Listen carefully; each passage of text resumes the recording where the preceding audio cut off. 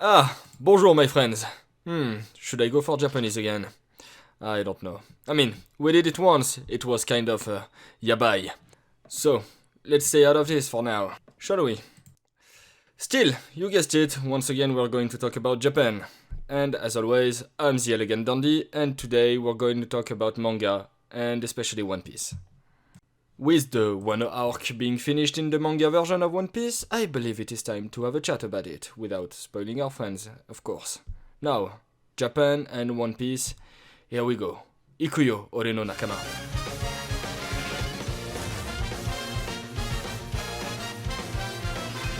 Très bien. Now, let's dive in. Japan, what a wonderful place it is. Nihon, Japon, Shippen. Let's talk about the country that was once called the country of Wa. So, the Wano arc. A very well-known arc because of all the badassery, fight and stuffs happening. But, don't be fooled. As much of a genius as Oda can be, he didn't invent it all on his own. Wa is actually the old name of Japan. But first, as we always do, let's dive into the origins of this name, and it'll bring us back to the origin of Japan itself. Now, first things first, as for many of these, we are not certain of who were the first peoples to settle in Japan. The Jomon are the ancestors of the indigenous people of Japan called the Ainus, which we'll probably talk about one day. They are quite important, and they settled in places such as Hokkaido, Honshu, and all the north of Japan. And they were first called the Sakhalin, named after the place they came from. But came other peoples, specifically from the continent. The two main theories are such. One says that the first peoples and ancestors of the Japanese peoples are the Sakhalin, which I named just a little bit earlier. They were from North Japan, and the other theory said that it would be peoples from the continent, mainly Taiwan. These two theories are supported by genetic evidences, the Sakhalin sharing their genes with the current Japanese, and the Taiwanese sharing their teeth with the Japanese peoples. So yeah, it's kind of hard to tell. However, one thing that is completely certain is that the Continentals, whether they were first or not, were highly influential and quickly took over as they bought the culture of rice and stuffs. So yeah, they were important. And the Ainus, which have probably been in Japan for longer, but they were somewhat replaced, even though they are not completely dead. But the important thing of it all is that back then, Japan wasn't called Japan, it wasn't called Nihon, it wasn't called Japon or Shippen. It was called Wa. And it became quite the thing. It is quite important. Now, that being said, back to the topic at hand. In the manga One Piece, which I suppose you all know, Monkey D. Luffy travels the world going forward to new islands, new countries, discovering and living his piratey life. Fantasy pirate, but hey, I'm cool with it. And one of his adventures got him to the land of Wa, a land clearly inspired by Japan, but then how close it is to Japan. So close, in fact, that its name has two very strong signification in the context. Have you ever heard of this word? Washi, Waka, Wafuku, and Washitsu. No? They all have similarity that is paramount in the context. The term Wa. Why? Because, as I said, Wa was the old name of Japan, and is now two things that are purely Japanese. Washi is a type of Japanese paper. Waka, in this context, is a type of classic Japanese poem in sentences of 5-7-5-7-7 syllables, such as this one. Uri hameba kodomo omoyo, kuri hameba, mashite shino ayu, izuku yori, kitarishi mono so manakai ni motona kakarite, yasui shin nasanu. A wafuku is a type of traditional Japanese clothing, and a washitsu is the usual typical Japanese one. Oh, you're probably wondering about the poem I just tried to chant.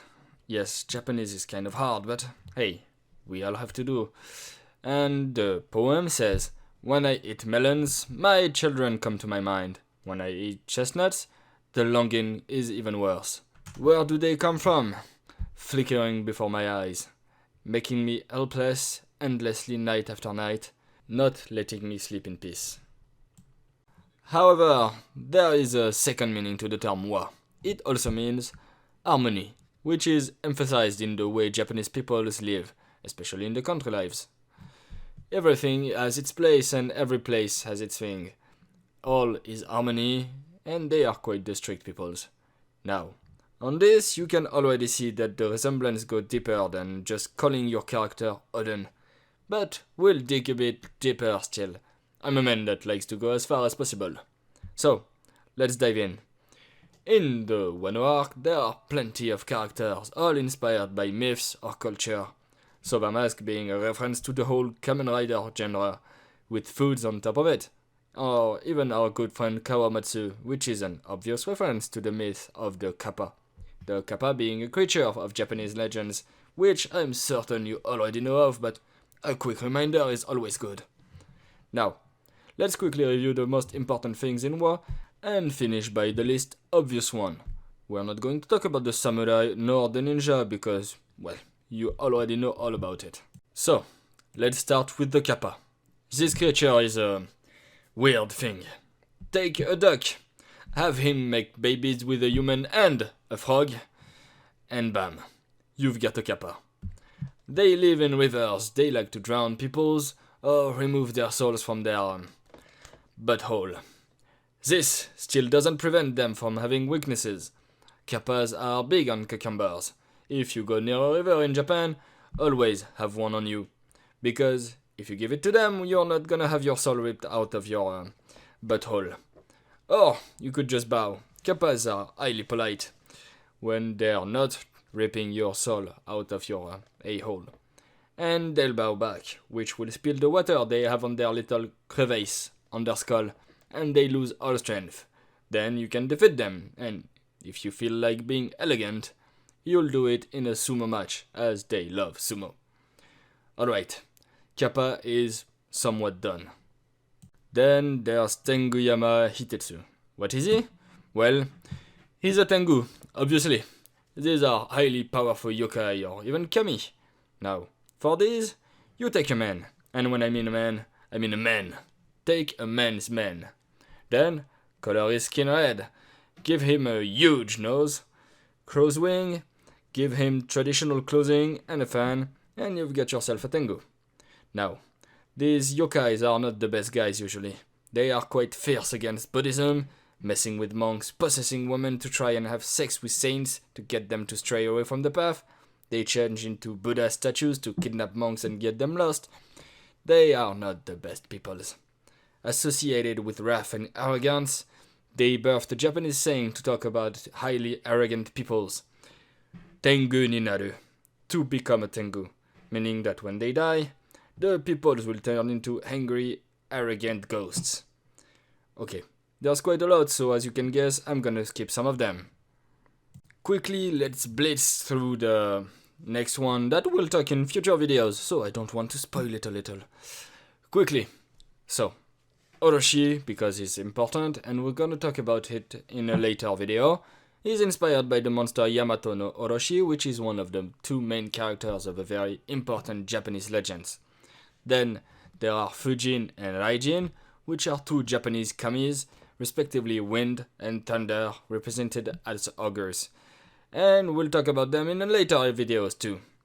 Now there are other characters, of course. We can name the Tanuki, which is a kind of boiling pot, which is a boiling pot that changes into a Tanuki, which is also a reference to a Japanese legend where Tanukis can turn into different creatures or objects, such as boiling pots. And I've said boiling pots way too much. Alright, most important of all, the center of one of the intrigues of the manga, Onigashima. Yes, big bad evil islands with big bad evil guys in it. But then, elegant dandy, where does this come from? Well, give me time and I'll answer. The Onigashima Island comes from an old Japanese legend once again. The tale of Momotaro. In this one, Momotaro is a young man, super strong, basically Heracles but Japanese. And he goes to an island to defeat Onis. This island is called Onigashima. It is the home of ogres that rules over the land and terrifies peoples all around. It should already ring a bell for you. Therefore, Momotaro goes to the island to defeat the lord of the island and free the people, which he does because good always win. And finally, last but not least, let's talk about Yamato. My top 2 favorite characters of the manga. Yamato, ma douce Yamato, you most certainly brought back the great in Wa, and were truly a magnificent example of the Japanese spirit. How fitting for someone bearing your name. Yes, Yamato has a meaning, of course it does. One of the key characters of this arc's name means Great Wa, and Japanese spirit, composed of the kanji of Dai or O, and the kanji of Wa, Yamato, the great Japanese spirit. One bearing the traits of one of the most known Japanese yokai, the Oni, and traditional Japanese clothing with the sacred cord around her back, she's the embodiment of Japanese old culture. Wa is not just inspired by Japan, it is Japan, with a bit of magic and stuffs, but overall it's just another vision of Japan. It becomes even more evident when you tie it with the overall idea of traditions being threatened by the industries becoming more and more important in the region, polluting the water and destroying the soil. Kaido is an earthquake that destroys everything it touches, just like the earthquakes shaking Japan and threatening its day-to-day life. Yes, once again, Wa is Japan. A beautiful land threatened by industries and natural disaster, inhabited by marvelous creatures of nightmares or dreams. Très bien, mes amis. I wish you a beautiful year. Have a nice day. I'll see you next week. Au revoir, je vous embrasse. And most importantly, don't forget, always bring a cucumber when you walk near a river.